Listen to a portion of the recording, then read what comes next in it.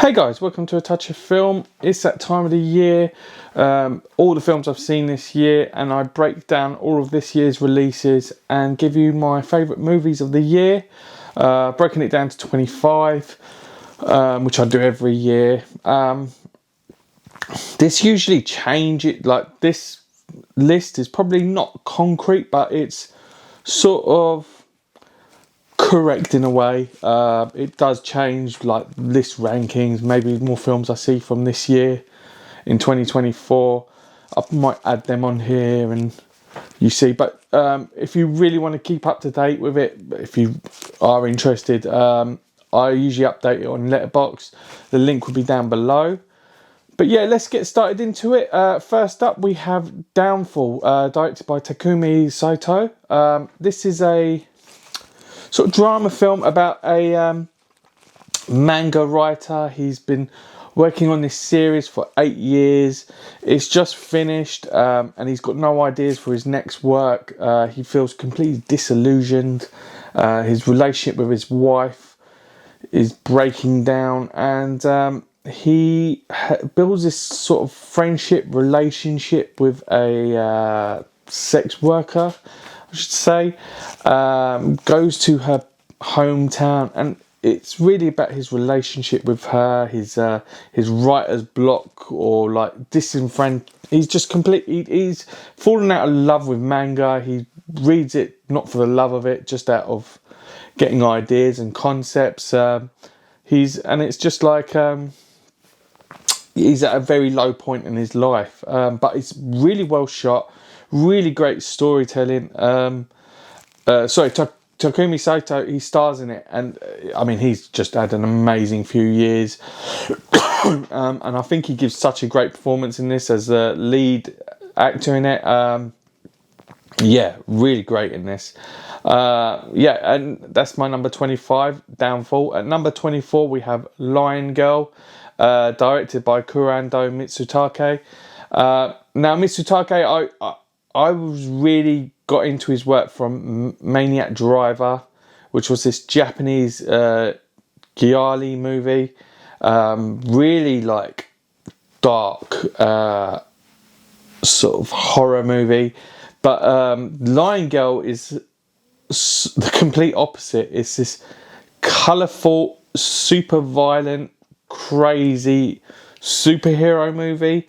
Now, if you were into movies like Meatball Machine or Tokyo Gore Police, you'll love this. It's really lowbrow, but so much fun. It's so violent and just absolutely crazy about Earth has become. It's a bit like Mad Max meets, I don't know, The Avengers. Absolutely crazy film. It's in English language with some Japanese in there, but it's absolutely mad, but a lot of fun. So if you do get a chance to check it out, go in there thinking you're not going to go see a masterpiece, but it is a lot of fun and great, like, cinema experience.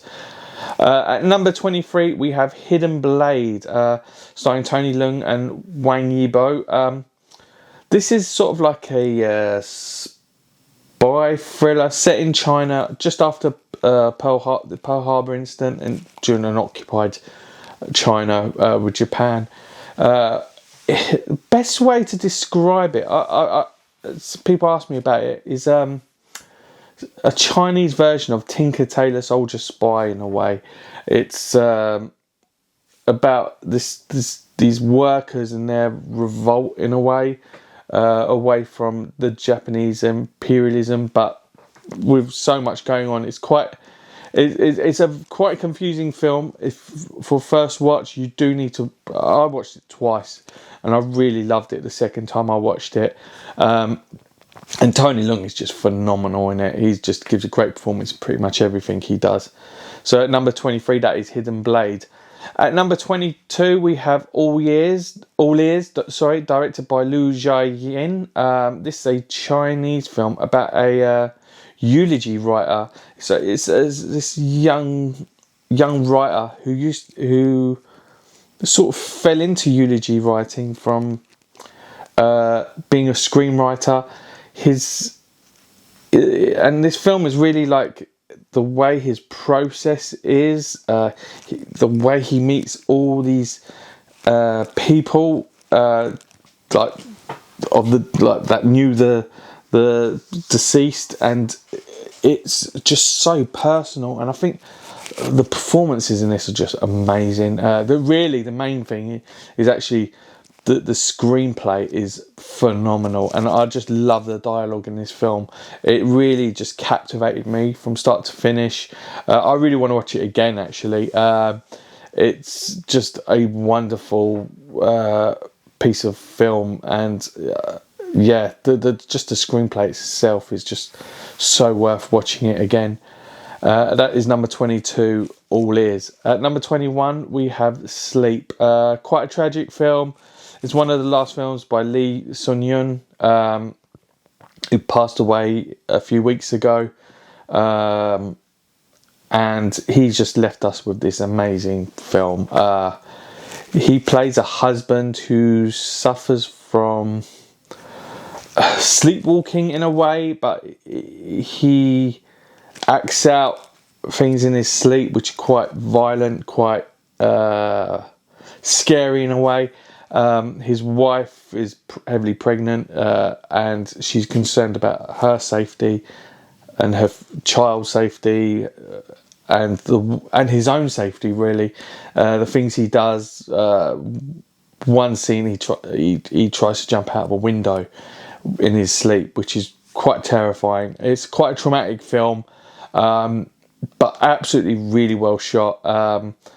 And there's scenes in it which are similar to Wailing, I would say. If you like the Wailing, you'll quite like this film. Actually, it's quite dark, but yeah, it's a wonderful film. And that is Sleep at 21. At 20, we have the return of Kim Ji-woon in Cobweb, his newest film starring Song Kang-ho. Song Kang-ho plays this director who's trying to remake the last few scenes of his film, and he's got so much to deal with, from the producers to the government, censorship to his actors. There's just so much going on in there, and it's just such a fun film about filmmaking and the process and the production. It's just absolutely wonderful, and Song Kang-ho is just amazing in it. Yeah, that is Cobweb. At number 19, we have Visitors Complete Edition. This is directed by Kenichi Yugano. This is just an absolutely bonkers film. If you were to mix Funky Forest with Evil Dead, that's probably what you'll get here. It's a zombie film, but it's not in a way. Well, it is, but yeah. You just see this group of people go visit their friend, and all of a sudden, a zombie apocalypse starts. Absolutely mad. Really great characters in this, and it's just so much fun. It's a real good like genre movie, and it just shows that Japanese cinema is just full of everything in there for everyone. A really great film. I really recommend it for anyone who gets a chance to see it. Visitors Complete Edition. That's number 19. At number 18, we have Hideaki Anno's Shin Kamen Rider. I love Hideaki Anno. I think he's one of the best Japanese directors of all time. He can really work with any medium of film and just produce like magic. And I think Shin Kamen Rider is such a classic IP. I mean, they remade it in the US as a TV show back in the 90s, and this is just like, for anyone who is familiar with Kamen Rider, I would definitely check this out. It's so much more violent than what I saw as a kid, and it's just absolutely amazing. It's just a fun film. If you're a fan of the of Shin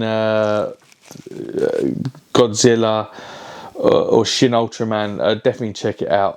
It's not part of that world, but it sort of has some of the same actors in there, and it's obviously same director of Shin Godzilla. But yeah, definitely check that out. That's on Amazon Prime, so yeah, it's accessible for everyone. At number 17, we have In Water, directed by Hong Sang-soo. God, this film is just, when I first saw it, I was just in awe. It's just a film about filmmaking, and it speaks so beautifully about the process of filmmaking, and finding things in life that have no meaning, and when you put them in film, giving it meaning. It's such a wonderful film about three characters on, like, before they go to shoot a film. It's just a classic Hong Sang-soo movie. I think it's one of his best from recent years. I think In Front of Your Face was a bit better than this, but it's still another great movie. But there's scenes in it where the screen goes blurry, which I know a lot of people criticise, but who cares? It's Hong Sang-soo. He can do whatever he likes, really. So yeah, that is In Water at number 17. At number 16, I have a Chinese animation, Deep Sea. This film was just beautiful, about a young girl who is suffering from loneliness. She's her father is newly married, has another child, and she feels like lost and isolated, and she really misses her mother. She goes on this cruise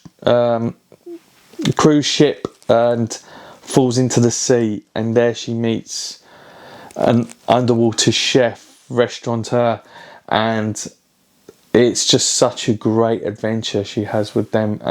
Visually, it's absolutely stunning. One of the best Chinese animations visuals that I've ever seen. Yes, it's computer generated, but it's just absolutely gorgeous. That is Deep Sea at 16. I think it's getting a UK or US. No, it's definitely getting a US release, so please check out that if you do get a chance. At number 15, we have Zhang Yimou's For River Red, which I think this is a return to high standards for Zhang Yimou. I think he had a few low points in recent years, but I think this is one of his best films for a while. This is a murder mystery set during the Song Dynasty, and it's just amazing, so fun, and you're on the edge of your seat throughout the whole film.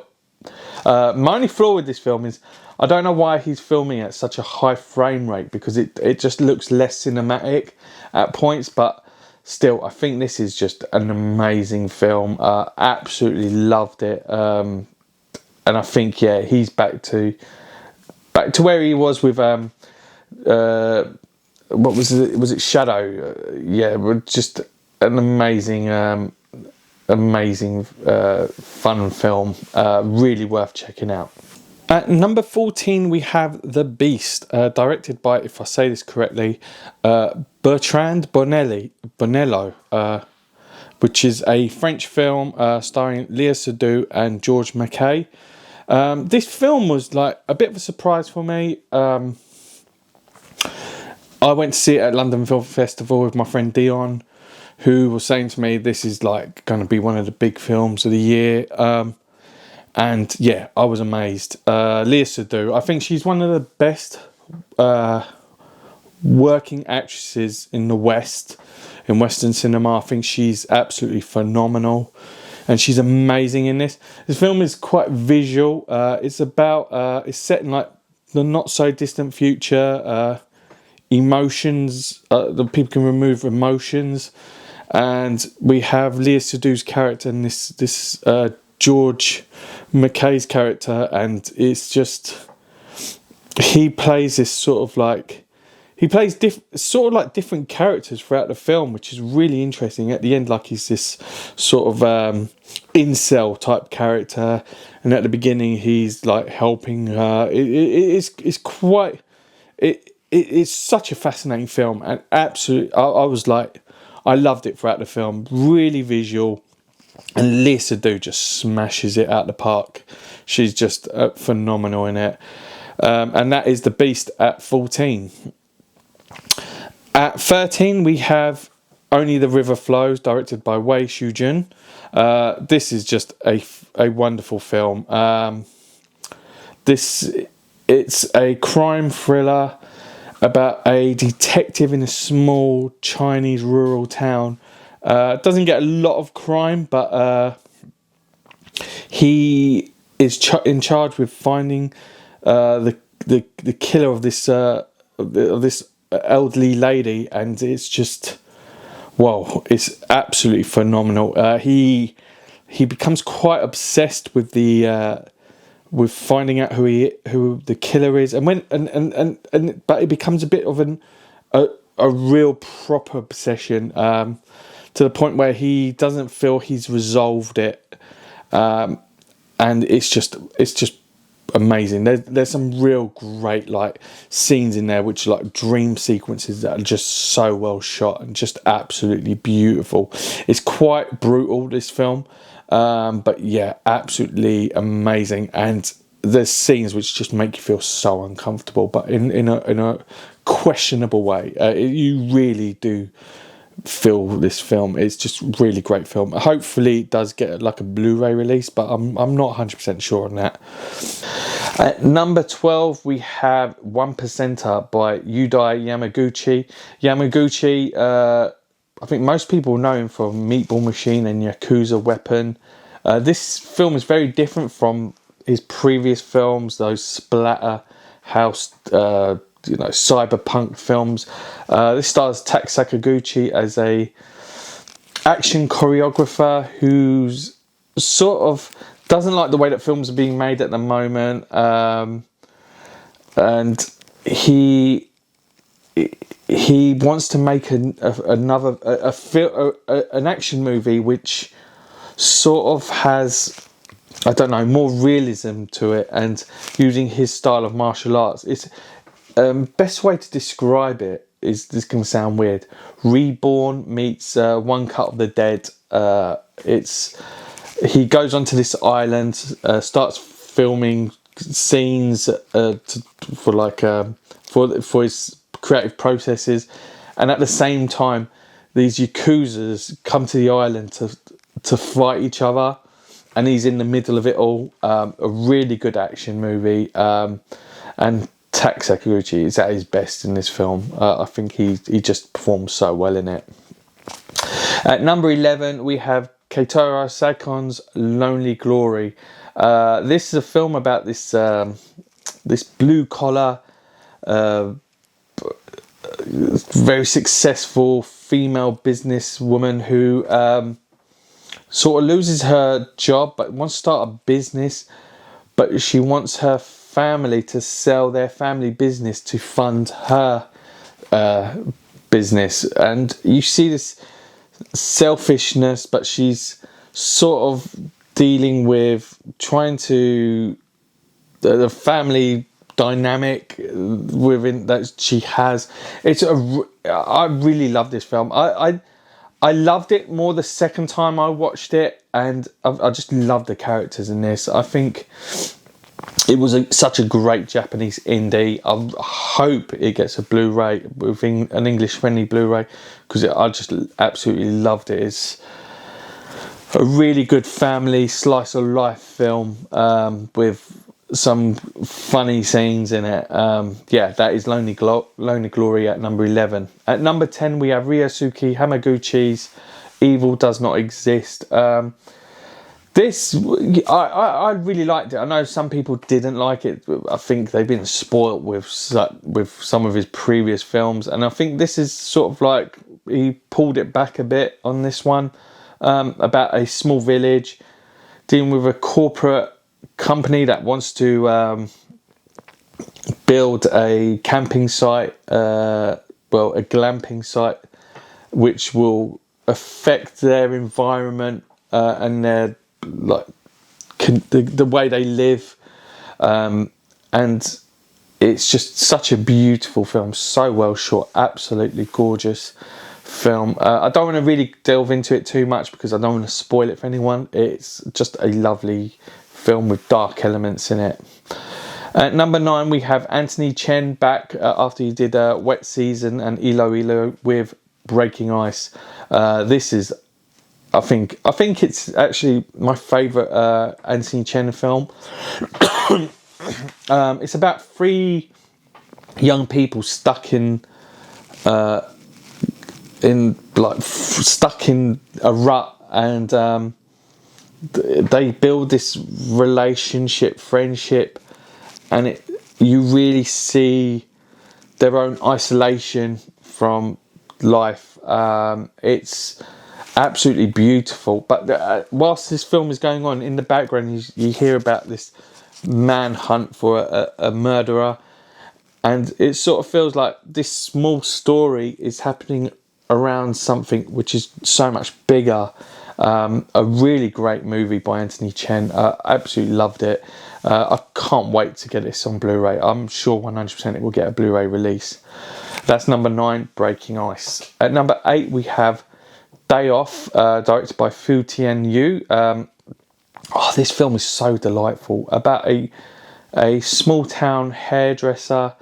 She's just so well known in her community. They call her Auntie. She just cuts everyone's hair. That she's been cutting people's hair since they were kids to when they're full-grown adults. And there's these little stories between the characters, like one young guy who comes in to get his hair cut, and he shows like a photo of like a J-pop singer or canto pop singer and saying, "Can you cut my hair like this?" She cuts it, and then the next scene you see him coming in with his mum telling him off, saying, "No, I want you to get a buzz cut."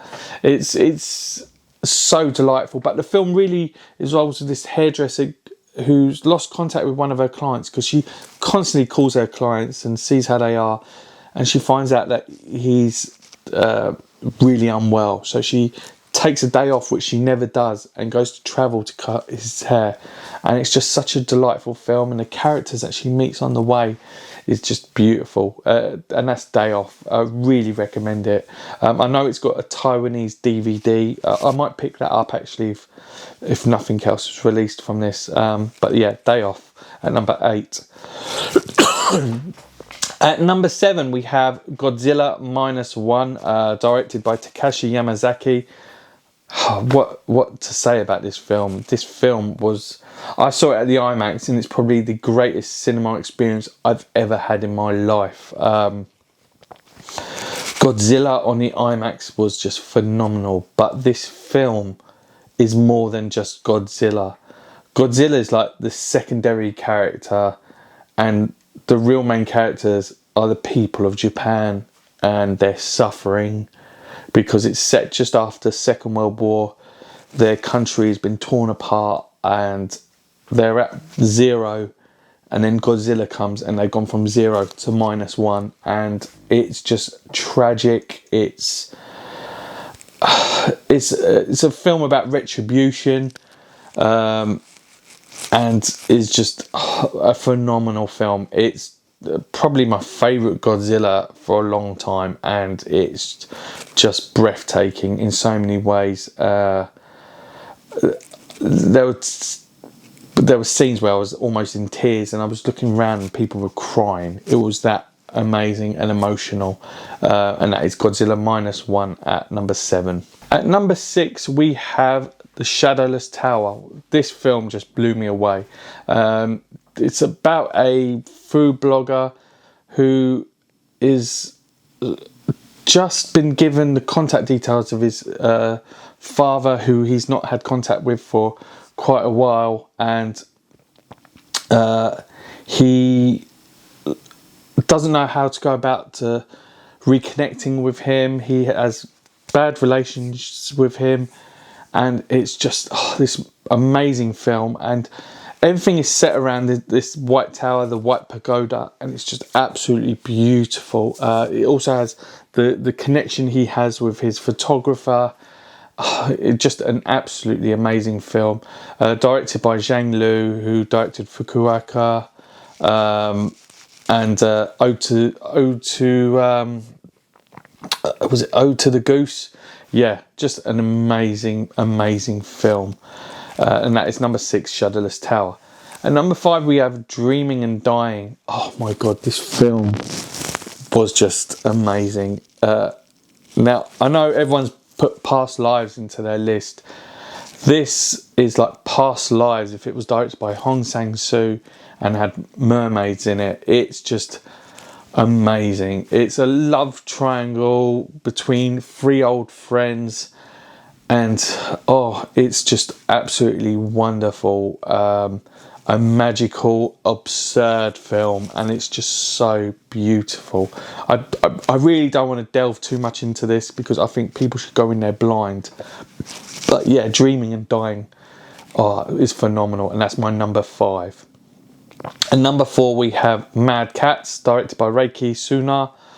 This film is brilliant. It's a great action, martial arts, violent movie about a man looking for his brother and helped by an old friend. It's just brilliant. This film was bonkers. I watched this at Slam Dance, and yeah, it's just such a great movie. It was my favourite film for majority of the year. It was at my number 1 point, and yeah, brilliant film. I know it's getting a release from Third Window Films, so yeah, definitely check that out. I think that's coming out this month actually. So that's Mad Cats, which is my number 4. At number 3 we have Techno Brothers by Hirobumi Watanabe. I love Watanabe. I think he's one of the best Japanese directors. I think he doesn't get the appreciation that he deserves. He doesn't get a lot of films on physical media, which is a shame because he should do. But I think he lends himself more to like streaming. And this is a road movie about this techno band and their aggressive manager, who's sort of like this Anna Wintour type character. She treats them like absolute dirt, but spends so much money on herself, on her luxuries. A great fun movie, a really good road movie, and that is Techno Brothers at number 3. At number 2 is this is an absolute banger. It's River by Junto Yamaguchi. He directed Beyond the Infinite 2 Minutes. This same sort of kind of movie about time. It's about this hotel in this small town right by a river, and time keeps repeating itself. Like every 2 minutes time is reset, but everyone remembers. It's not like everyone forgets what happened 2 minutes ago. Everyone remembers, and they're at the same time we're trying to figure out how to sort this out. They've got to take care of their clients, as well as just try to take care of their own mental health, and it's absolutely amazing film. I can't wait to get the Blu-ray. I just want to watch it again, and that is River at number 2. At number 1 we have Hirokazu Koreeda's Monster. I mean, this film, since I saw it, it blew my mind. I love Koreeda, I love his films, and I mean, his last film, Broker, didn't blow me away. I did like it, but nowhere near to his other films like Still Walking, Our Little Sister. But I think Monster is just back to form, and I think it's one of his best movies. He's worked with another screenwriter in this, which is the first time he's done it since Maborosi, and it's just it's breathtaking. You have this Rashomon-esque. It shows like different points of view of this like mystery about this young boy and his abuse he's receiving at school from a teacher, but we see different points of view, and just your opinion changes throughout the film. Like you think your opinion changes from the beginning, the middle, the end. It's just absolutely amazing, and it's so well deserved to be at the top of my list this year. I just couldn't wait to see it. I heard so many good things about it, and yeah, it's just been on the top of my list since then. An amazing film, and Kurita is back as the king of Japanese cinema. I just can't wait for this to get a Blu-ray release. I really want to see it again. I know in the UK it's been released by Picture House, so I just want to see it again straight away as soon as it comes out in February. Yeah, amazing film. So yeah, that's my list, guys. Hopefully in next week I'll do my top maybe 20 Blu-ray releases, physical media releases of the year. So many great releases this year. And yeah, I just can't wait to show you this list. Some of them I've not even shown on my channel because I've just been in and out of my channel. But yeah, some great titles this year, and I can't wait to show you guys. So stay tuned for that. If you've seen any of the movies in this list, comment below. Tell me what was your favourite film of the year. Click like, click dislike, I don't mind. And hit that subscribe button, and I'll see you in the next video, guys. Take it easy.